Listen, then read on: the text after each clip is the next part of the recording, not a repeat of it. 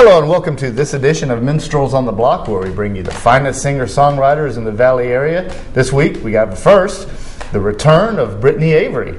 So Brittany, glad to have you back on the show. Thanks for having me back. My pleasure. So tell me about yourself. Where were you born?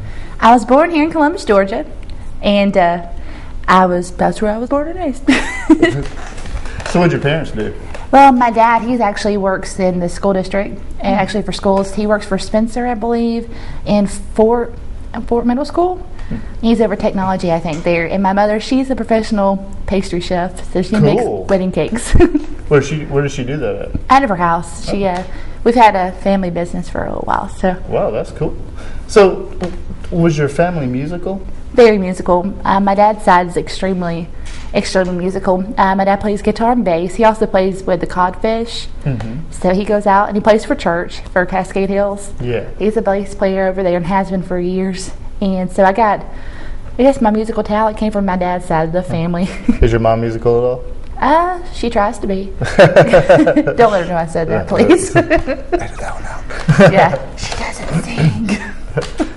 So at what point in your life did you decide that's what you wanted to do? I gotta say when I was 10, probably 10 years old, or actually probably way before then, to be honest. We had my family, my dad's side, like I said, they play music, and probably since I heard my first song, I gotta say, so probably a while back. So tell me about your beginnings in music. Beginnings, since I came from a musical family, mm-hmm. We had a bluegrass band, cool. My dad's side did, and that's probably where my beginning started, was with them, just growing up with such great traditional country music and bluegrass and gospel, and just to be able to witness that firsthand and know, hey, that's my daddy up there. Yeah. I was like, I want to do that. And so the beginnings, my dad taught me when I was about 10 years old how to play guitar, and he told me, well, as soon as your hands can reach around the neck of that guitar, you're welcomed. I'll teach you, definitely teach you. And I was like, yes, Dad. Well, needless to say, by the time I was 10, my hands could fit around a 12-string guitar. So I started learning on a 12-string. Wow. So, was it difficult? I used to have a 12-string, and I, needless to say, traded it in for a 6-string. Is there a big difference between a 12-string and 6-string? I'd say that there is the sound. I think a 12-string, it sounds a whole lot fuller, and the sound is just beautiful on it. And I couldn't tell the difference when I was younger, because if you learn on something, it just becomes natural to play that instrument. Right. And you wouldn't know that. I wouldn't know the difference, but now I do. So, because I go to a 6-string now too. But from a technical aspect, what is there must be an advantage to a 12-string over a 6. Is it just the sound, or is there something else? I know the neck of the guitar is a lot thicker. I don't know a whole lot about how the difference is between the two. Yeah. I just ever, one's 12-string, one sounds fuller. Okay. Right. It's fuller, it uses harmonics. There you go. Thanks, Rusty. No, we love to leave that stuff in the show. I was nervous. I was like, I don't know, Brian. I really don't know. Put me on the spot. We love doing that. Outtake. So tell me about your songwriting. You've got a couple of different acts that you like to do. But tell me about the beginnings of your songwriting itself. What made you start writing? Well, I'm really not quite sure. I guess emotions. I think that I heard the music on the radio, of course, and I was thinking, I would love to write a song as pretty as that song. Well, this happened to me yesterday. I think I'm going to write about that. So cool. It's like, I fell over the box step, just G-string, or not G-string, G-chord. It's a G-chord. Strum, I hit a box. So I guess just things that happen daily, and it's emotions. A good way to get my aggression out too. Yeah, so helps a lot. Irritation stuff. You can shout your emotions into a microphone. It's therapy. Oh yes, I'm angry. So now, how long have you actually been writing songs? I've been writing songs, I believe, since I was 10 too. Yeah. Probably 10 or 12. I guess that's when I probably started. Was around 10 or 12 years old when I started writing. Cool.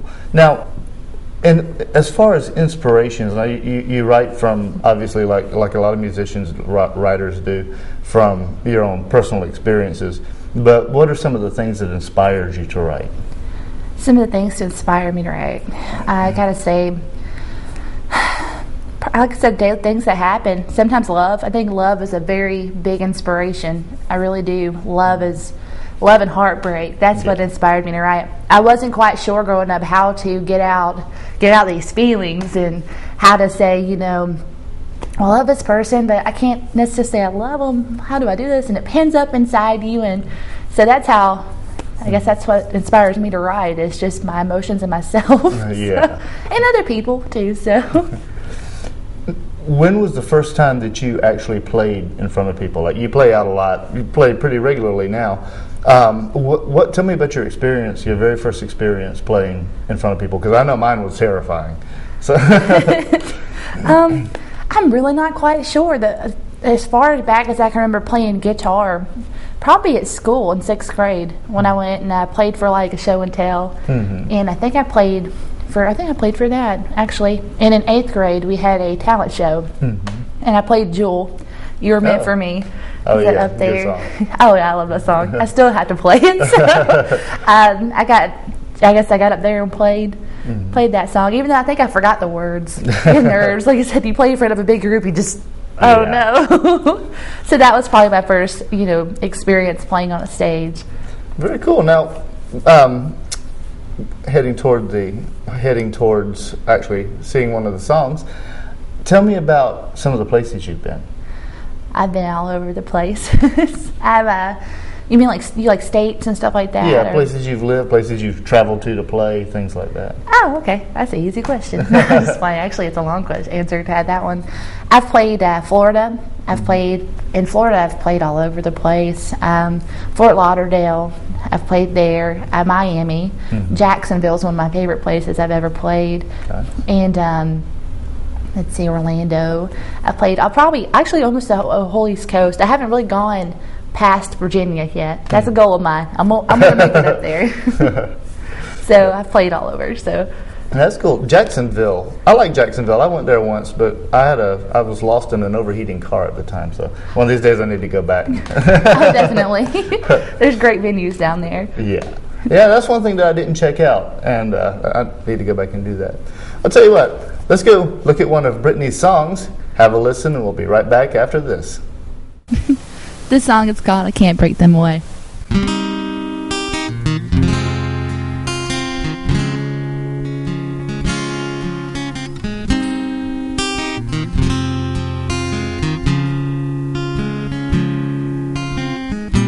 Can you feel the love from one touch of my hand? Says I'm so glad you're just my man. Then you run the fingers across your face to remember to take the way it feels into my heart.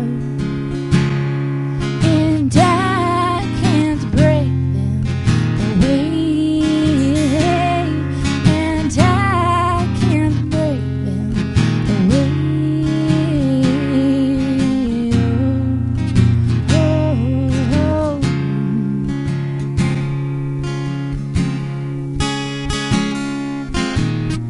Can you see the love that grows in my eyes? Says I can watch you move softly as you ride. Then you watch your every move, wishing to be next to you to take your grace into my heart. And I can't break them away.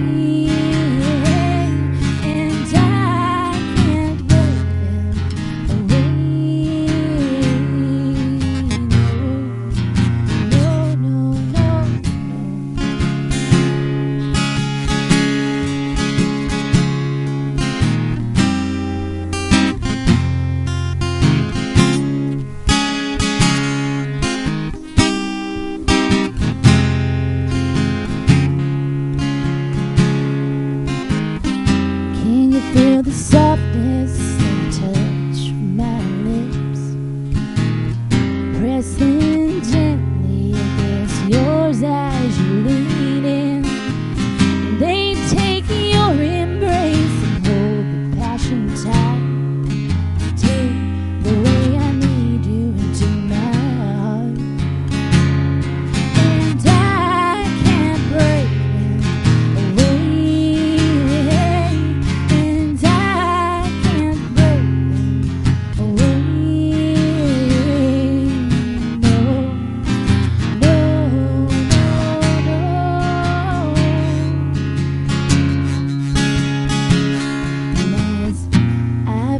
asleep and my mind fades to you.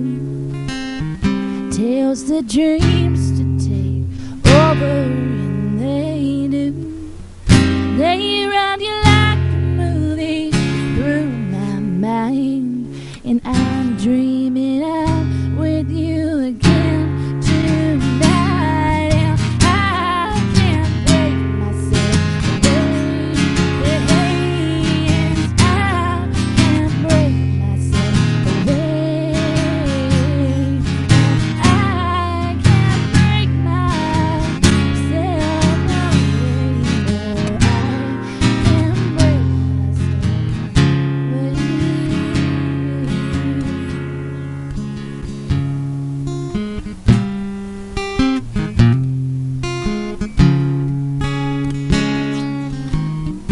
Can you feel the love from one touch of my hands?